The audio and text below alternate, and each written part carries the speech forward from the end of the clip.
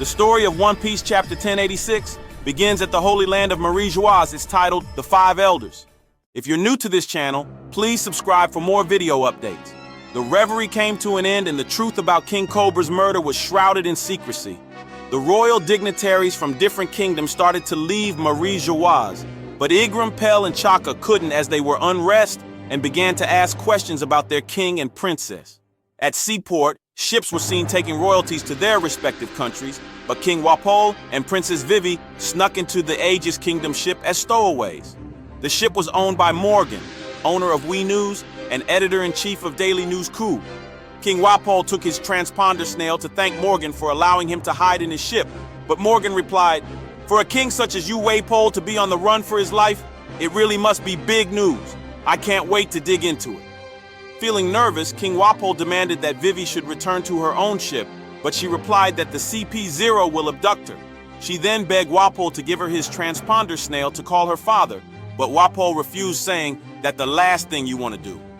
Vivi was shocked by this statement. Back at the seaport, CP-0 agent continued their search for Princess Vivi and the Revolutionary Army commander, Sabo. Bonnie hid herself in Tangine Kingdom ship while Sabo in Lulusha. Sabo was bleeding profusely as he reminisced on the last words of King Cobra telling him to survive. No sooner than later, news broke out at Seaport and Marioa, indicating King Cobra's murder and Princess Vivi's disappearance.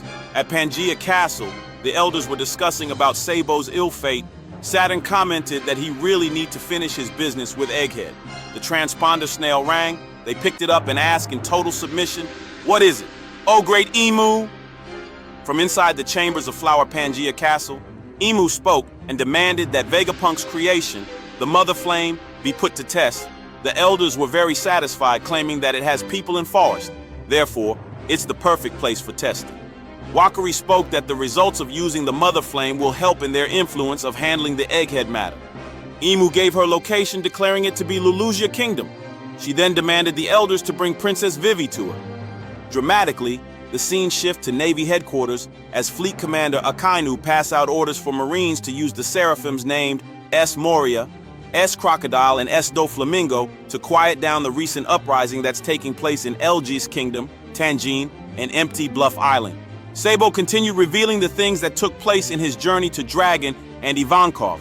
He spoke that, as soon as they docked on the port of Lulusha Kingdom, the citizen took their king and royal dignitaries captives, locking them in a cell. He proclaimed that on the other hand, the people treated him as a hero, and some were motivated to join the Revolutionary Army. This happened because the people thought he was the one that murdered a world noble, King Cobra of Alabasta, and abducted Princess Vivi.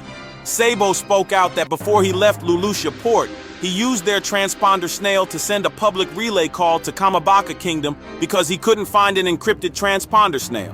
He spoke that because it was public, the world government would have probably heard it and assumed that he was still on Lulusha Kingdom. But nevertheless, him and all the people who wanted to join the Revolutionary Army had left Lulusha and were now at sea. Ivankov quickly butted into the conversation, saying, "While you guys were at sea, that's when the vanishing of Lulusha Kingdom happened, right?" "Yes," Sabo replied.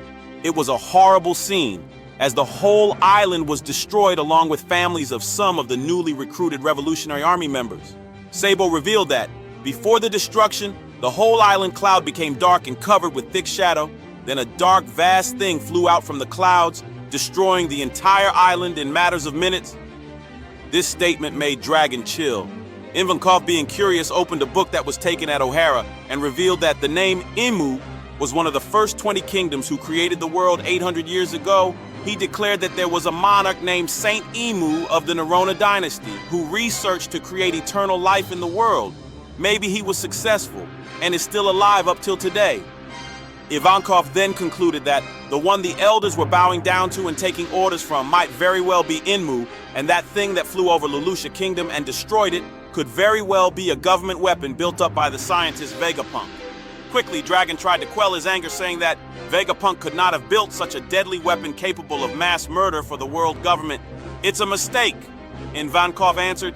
"If it's a mistake, then it's an ancient weapon, and that explains its connection to Imu."